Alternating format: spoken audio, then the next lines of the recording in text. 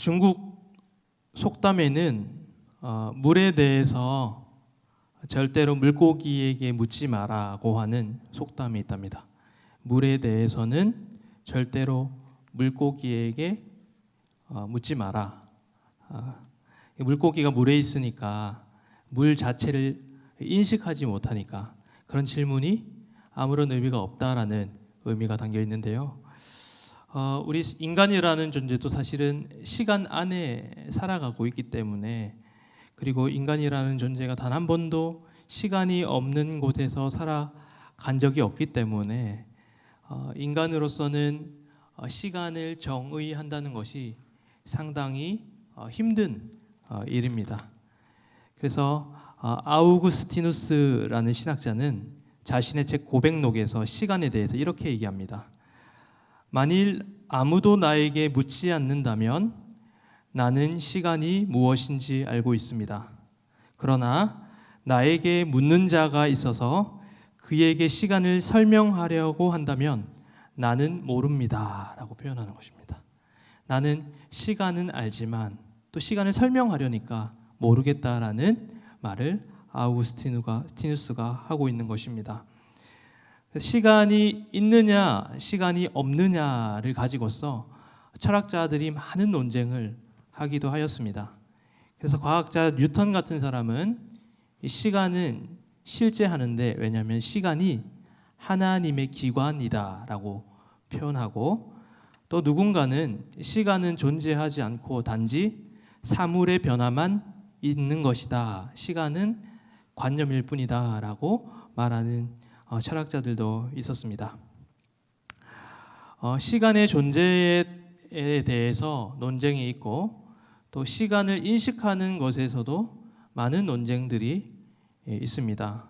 누군가는 시간을 빠르다고 느끼고 또 누군가는 시간이 천천히 간다라고 느끼기 때문입니다. 제가 군대 훈련소에서 훈련을 5주 동안 열심히 받고 자대를 배치받아 가지고 생활관에 있는데, 그때 당시 다 잡초를 뽑으러 가고 아무도 생활관에 남지 않고, 그때 이제 저녁을 얼마 남기지 않는 병장님이 딱 앉아서 저를 맞이해 주었습니다. 그래서 내가 너에게 오늘 신세계를 한번 보여주겠다라고 얘기하시면서 이번에 자판기에 복숭아 아이스티가 새로 나왔다면서 자기 한 잔 사주겠다고 가자고 해서 200원짜리 복숭아 아이스티를 저한테 사주면서 이런저런, 이등병이니까 긴장하지 말고 있으라고 하면서 이런저런 이야기를 해주었습니다. 모르겠어요. 그때 당시 그런 장난을 많이 쳤는지는 몰라도 우리 그 병장님이 땅바닥에 있는 아주 작은 돌을 하나, 보이지도 않는 아주 작은 돌을 가지더니 멀리 던졌어요. 지훈아, 뭐가 보이니? 라고 물어보는 거예요. 저는 아무것도 안 보이는데요? 그렇게 말했어요. 이게 너의 저녁 일이란다. 너의 남은 군생활이란다 라고 얘기를 했어요. 너무 어땠어요, 그죠? 근데 저도 이등병 왔을 때 했어요.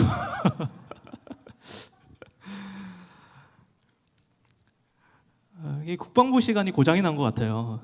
군대에 있을 때는 배터리가 빠져 있나 봐요. 시간이 왜 이렇게 안 가는지. 모든 이제 군 생활하는 군인들의 그런 어려움입니다. 반대로 이등병 때는 휴가를 나오잖아요. 이등병 휴가가 4박 5일인데 우리끼리 하는 말로는 이제 4.5초다 이렇게 얘기해요. 너무 빨리 지나가는, 4박 5일이 4.5초처럼 빨리 지나간다.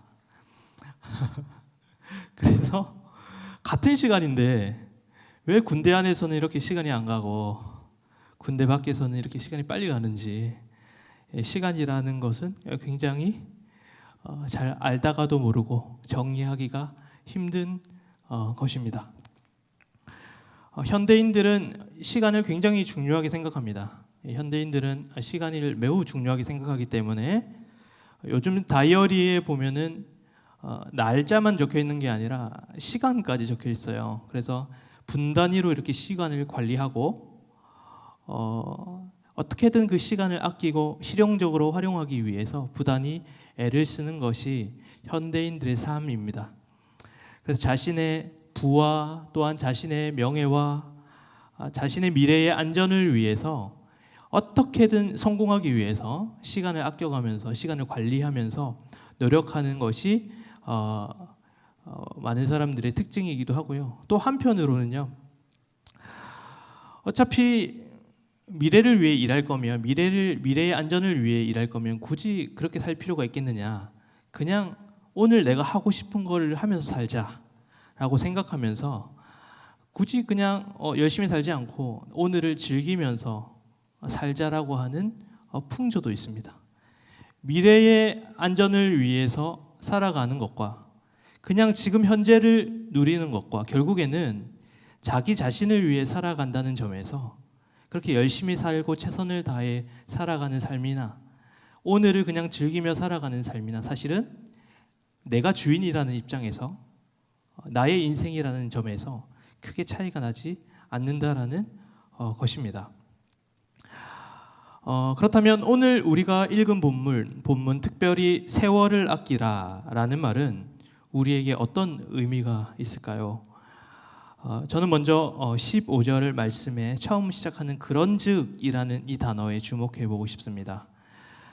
여기에서 그런즉이라는 말은 그러므로 따라서 이런 말인데 이 그런즉을 알기 위해서는 1절부터 14절까지의 말씀을 알아야 되겠죠. 결국에는 1절부터 14절까지의 말씀은 두 가지의 길을 얘기합니다. 한 가지의 길은 빛의 자녀로 살아가는 길, 또 한 가지는 어둠의 자녀로 살아가는 길. 이 두 길 가운데 이제 우리에게 자세히 주의하여서 네가 어떤 길을 선택할지에 대해서 고민하고 생각해 봐라라고 하는 말입니다. 그러니까 우리의 인생 가운데는 언제나 어둠의 길, 어둠의 자녀의 이 길, 사단의 자녀의 길이 있고 또 한편에서는 빛의 길, 주님의 자녀로서의 길을 우리가 선택하며 살아갈 수 있다는 것을 우리에게 알려주고 있습니다. 그래서 우리는 이 두 길, 옛사람과 새사람의 길 사이에서 선택을 하며 살아가는 사람이라는 것이죠. 또 한편으로는 인간 안에는 이 어두운 면과 밝은 면이 공존한다라는 사실이고 우리는 이 어두운 길과 밝은 길, 빛의 길, 하나님의 자녀의 길 사이에서 수없이 많은 갈등과 혼란 가운데 그리고 유혹 가운데 살아가고 있는 존재라는 것을 우리에게 알려주고 있습니다. 프랑스의 블레즈 파스칼이라는 철학자가 있습니다. 우리가 팡세라는 책이 워낙 유명하기 때문에 그 책이 17세기 이후에 가장 많이 팔린 책이라고 하더라고요. 이 책이 어느 정도로 유명하고 영향력이 있었냐면 기독교를 그토록 싫어하던 니체라는 사람이 있었는데 무신론자 니체라는 사람이 있었는데 이 니체가 그 블레즈 파스칼 크리스찬임에도 불구하고 그 블레즈 파스칼을 찬양하는 글을 썼어요. 그러니까 니체가 위대한 철학자는 파스칼 하나밖에 없다 기독교에서 이렇게 표현했을 정도로 이 블레즈 파스칼이 가진 영향력은 어마어마했고 그가 쓴 이 팡세라는 책은 엄청난 영향을 끼친 책입니다. 에베소서에서 보면은 제가 아까 빛의 자녀와 어둠의 자녀의 길을 대조하면서 양면성을 가지고 이 이야기를 한다 그랬는데 이 블레제 파스칼이 인간에 대해서 설명할 때 정확하게 이 두 가지 양면성을 이야기하게 됩니다. 그래서 인간이라는 존재는 미천하지만 위대한 존재이다. 미천하지만 아름다운 존재이다. 이렇게 표현하거든요. 그러니까 미천함과 비천함에 대한 설명을 하거든요. 이게 좀 차이가 있습니다. 미천함이라는 것은 존재에 대한 거예요. 그러니까 우리가 하나님을 바라볼 때 하나님이라는 존재와 나와의 존재의 격차가 많이 나잖아요. 나란 인간이라는 존재와 목이라는 존재가 그 존재의 격차가 나잖아요. 이때 쓰는 단어가 미천함입니다. 인간이 얼마나 미천한 존재인가. 또 비천함은요. 이거는 존재에 대한 이야기가 아니라 윤리적인 이야기입니다. 그러니까 우리 인간이라는 존재가 얼마나 죄를 많이 짓고 살아가느냐. 하나님은 반대로 얼마나 거룩한 존재는 죄가 없으신 분이시다라고 표현할 때 윤리적인 그 성품을 얘기할 때 비천함이라는 단어를 씁니다. 그래서 이 파스칼은 인간을 미천한 존재이자 비천한 존재이자 미천한 존재이지만 또 한편으로는 위대한 존재이고 또 비천한 존재이지만 또 한편으로는 탁월하고 아름다운 존재이다라고 하면서 에베소서에서 빛의 자녀, 어둠의 자녀라고 이렇게 양면성을 얘기했듯이 블레즈 파스칼도 인간을 양면성을 우리에게 알려주고 있다라는 것입니다. 그래서 오늘 그 미천함에 대해서 한번 살펴보고자 합니다. 칼 세이건이라는 그 대중과학자가 있어요. 이 사람 코스모스라는 책을 썼는데 이 사람이 코스모스에서 지구를 설명하는데요. 우리 지구가 있는 그 은하계는요, 총 4조 개의 별이 있다라고 해요. 근데 이 4조 개가 있는 은하계가 이 우주에 얼마나 있는지 측정조차 할 수가 없다라고 합니다. 그런데 우리가 관찰할 수 있는 거는 150억 광년 범위 안에서 얼마나 별이 있는지를 측정할 수가 있다고 해요. 그러니까 그 범위 안에 2천억 개의 은하계가 있는데, 그러니까 우리가 측량할 수 있는 별의 수는 4조 개 별 곱하기 2천억 개의 은하계를 곱하면 우리가 측정할 수 있는 별의 수는 되겠죠. 근데 그것조차도 측량할 수 없다라는 거예요. 그러니까 엄청난 그 우주를 보면, 광대한 우주를 보면 내가 얼마나 미천한 존재인지를 깨닫게 된다라는 거예요. 그래서 이 파스칼이 한 유명한 말이 있는데, 우리가 우주를 제대로 알면 미치게 된다라고 얘기하는 거예요. 그러면 미치지 않는 사람은 그 미치지 않는 게 미친 것이다. 그래서 인간이라는 존재는 미친 존재들이다. 이렇게 표현하는 글들이 나오거든요. 그러니까 우리가 이 우주의 크기를 제대로 인식을 할 때 우리가 얼마나 미개하고 미미한 존재인지를 깨닫게 됨으로 말미암아 내가 얼마나 미천한 존재인지를 알게 된다는 거예요. 저희 집에 책을 제가 많이 꽂아놨는데 저 청소를 좀 가끔 이렇게 해요. 근데 이제 먼지가 너무 많은 거예요. 내 방에는 왜 이렇게 먼지가 많나? 내 몸에서 떨어지나? 라는 생각도 하고, 너무 이제 먼지가 많고 더러우니까 이게 문을 열어놔가지고 그 차가 지나다니니까 차 매연 때문에 이렇게 먼지가 오나 보다 싶었고, 문을 닫았는데도 또 먼지가 그렇게 많아요. 근데 제가 이제 알게 된 사실이 있는데, 그 얘기를 하더라고요. 먼지가 왜 생기냐면, 저는 먼지는 바깥에서 들어온다고 생각을 했거든요. 먼지는 사물이 소멸되면서 생기는 거래요.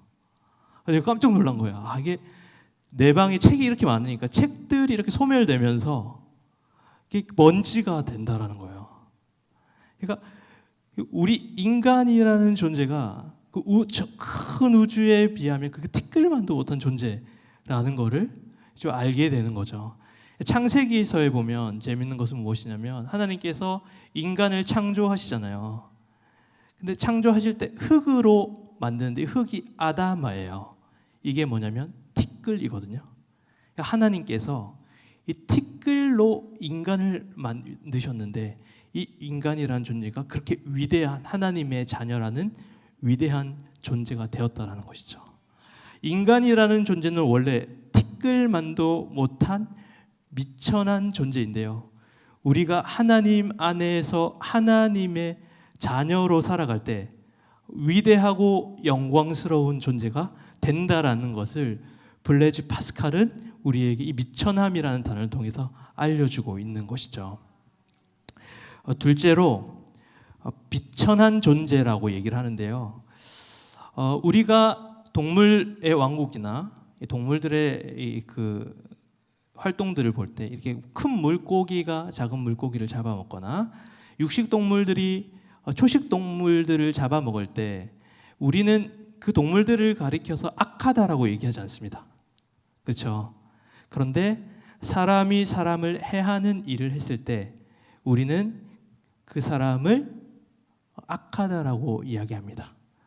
개가 아무리 안 좋은 일을 막 똥을 만들어 싸놓고 자기 마음대로 살아간다고 해도 우리는 그 개를 개만도 못한 개라고 얘기하지 않습니다. 근데 사람이 그런 일을 했을 때 우리는 개만도 못한 존재라고 이야기를 합니다. 이게 무엇을 의미하는 거냐면 인간이라는 존재는 선을 행할 수 있는 존재다. 자유를 스스로 선택할 수 있는 존재다. 그러니까 블레즈 파스칼은 뭐라고 얘기하냐면 인간이 죄를 지을 때 가장 위대한 존재라는 것을 보여준다 이렇게 얘기를 하는 거죠.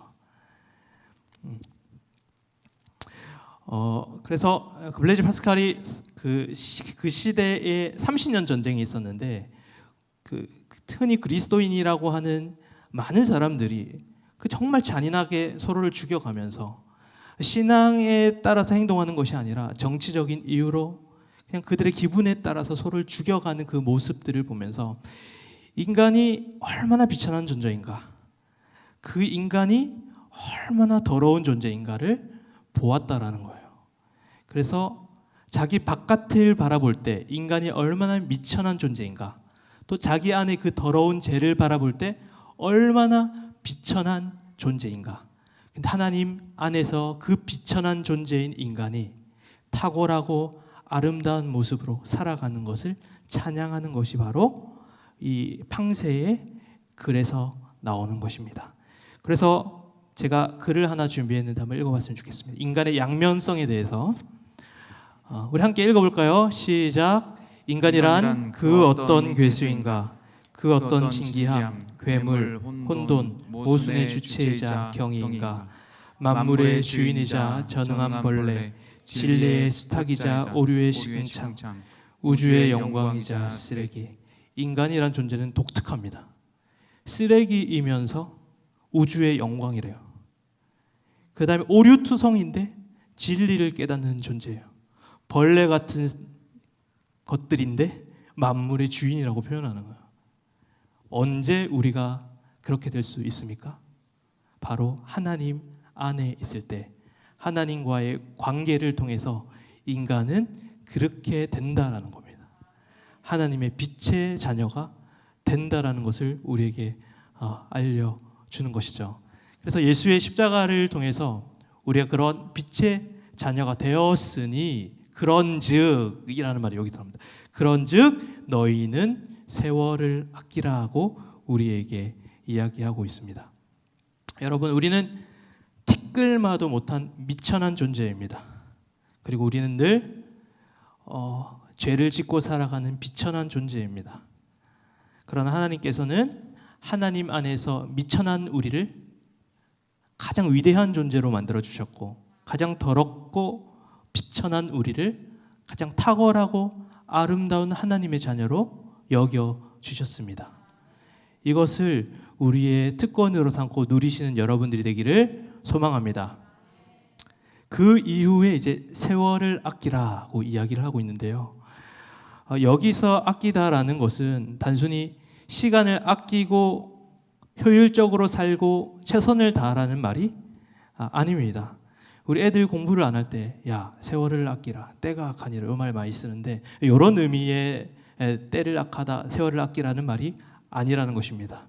여기서 아끼다라는 말은 원어로 보면은 산다라는 말이 있습니다. 산다. 우리가 백화점에서 전시되어 있는 진열된 물건을 사는 거죠. 그게 조금 더 이제 한 번 더 들어가면 이거는 구속하다라는 의미가 있습니다. 그러니까 모든 시간들이 있는데 한 시간을 선택해서 그 시간을 구속하는 거죠. 이게 세월을 아끼라는 말인데,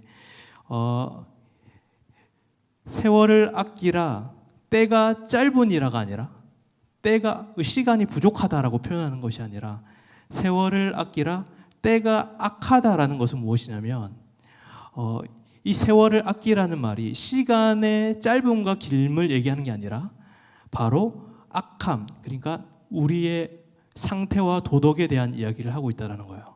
그러니까 때가 악하다 할 때 악함은 결국 성경에서 항상 이야기하는 건 무엇이냐면 하나님을 대적하는 것. 좀 더 풀어서 얘기한다면 내 자신이 인생의 주인으로 살아가는 것이 악함입니다. 그렇다면 세월을 아끼다라는 말은 우리에게 주어진 모든 시간 가운데 내가 주인이 아니라 하나님이 나의 주인 되신다라는 의미가 담겨 있는 것입니다.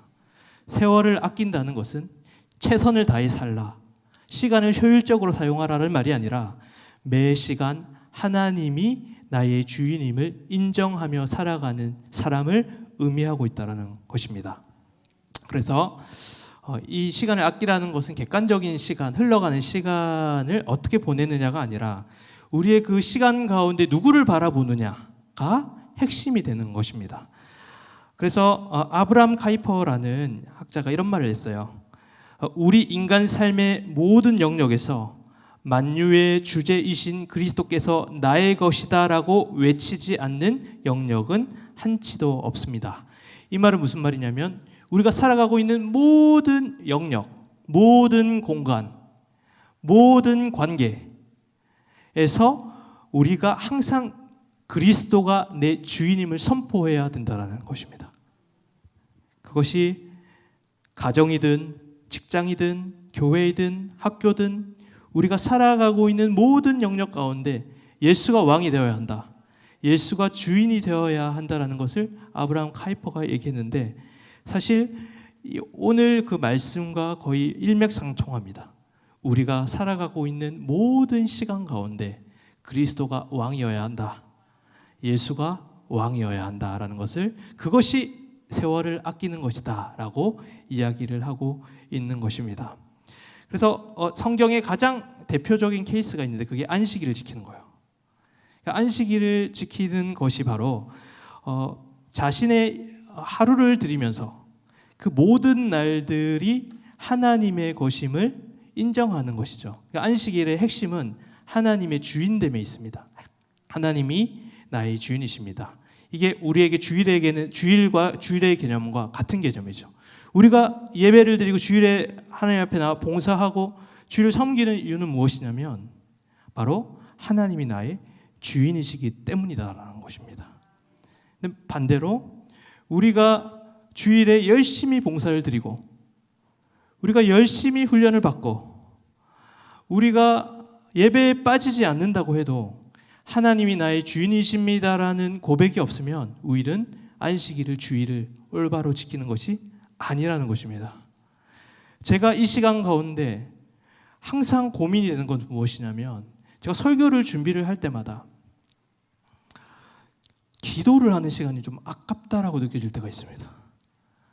그거는 시간을 낭비하는 거라고 생각할 때가 있습니다. 그 시간에 책을 하나 더 보고 참고 서적을 하나 더 보고 열심히 공부하고 열심히 연구하는 것이 나에게는 더 세월을 아끼는 것이라고 생각을 하지만 내가 그게 얼마나 세속적이었는지를 깨닫게 되었습니다.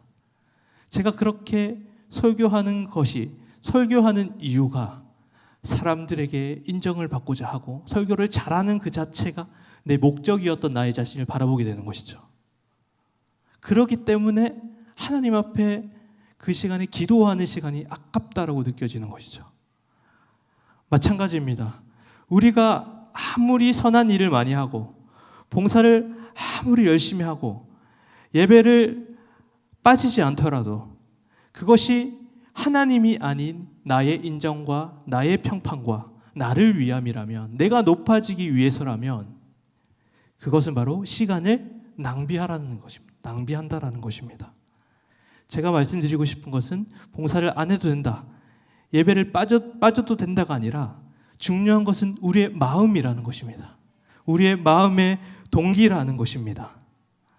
세월을 아끼라는 것은 바로 내 인생의 내 시간의 주인이 내가 아니라 하나님이 내 인생의 주인이십니다라는 것을 선포하는 것이라는 겁니다.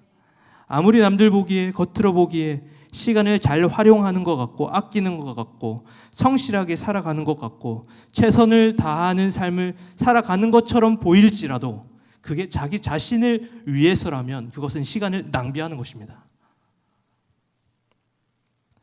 여러분들은 시간을 아끼고 계십니까? 시간을 낭비하고 계십니까? DTS 훈련에서 하나님의 음성을 듣는 훈련을 합니다.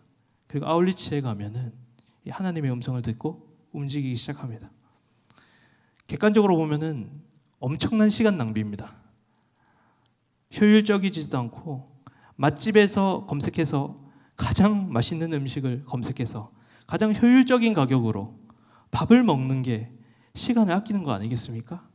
그런데 기도하고 의견이 맞지 않으면 또 기도하다가 시기를 놓쳐가지고 밥을 못 먹고 밥집에 갔는데 밥이 맛이 없고 얼마나 시간 낭비입니까?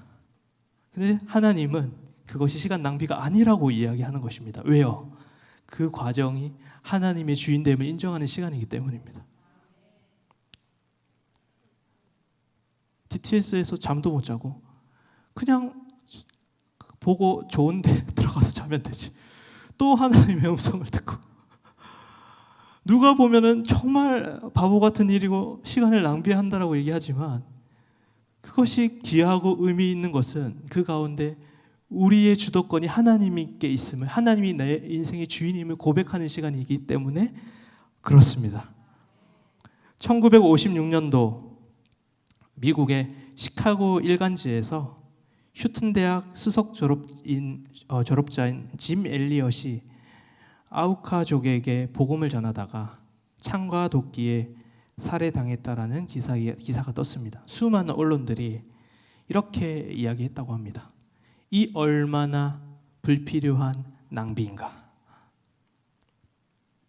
그런데 세상과 하나님의 시각은 다릅니다.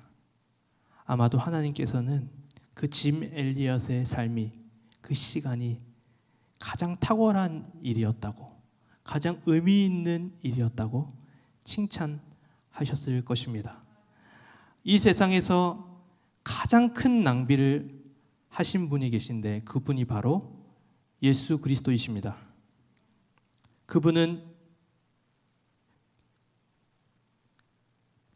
수많은 별들을 스스로 창조하신 분이신데 그분은 티끌만도 못한 미천한 모습으로 이곳 가운데 찾아와 주셨습니다. 그분은 죄를 알지도 못하고 모든 하나님의 말씀을 지켜내신 분이신데 비천한 존재들, 그것도 세상에서 가장 비천한 존재들이 받아야 하는 그 죄를 담당하셨습니다. 그리고 그분은 우리 가운데 찾아와 주셔서 우리가 하나님을 주인으로 삼을 수 있도록, 아니요, 그를 아버지라 부를 수 있도록 자신을 내어 주셨습니다. 그래서 우리는 하나님을 아버지라 부를 수 있고 빛의 자녀로 살아갈 수 있는 것입니다. 여러분, 우리는 미천한 존재이지만 우리가 주님을 바라볼 때 우리는 위대한 존재가 됩니다. 우리는 비천한 존재이지만 우리가 주님을 바라볼 때 우리는 가장 아름답고 탁월한 존재가 됩니다. 사람들이 시간 낭비라고 비웃는 그 시간이 우리가 주님을 바라보는 시간이라면 주님이 가장 의미 있다 여기는 시간이 됩니다. 여러분, 세월을 아끼라는 것은 나의 미천함과 나의 비천함에서 눈을 돌려 전능하신 하나님을 바라보라는 것입니다. 우리에게 주어진 모든 시간과 영역 가운데 주님을 의지하고 하나님이 주인된 삶을 살아가시는 여러분들의 삶이 되기를 소망합니다. 함께 찬양하겠습니다.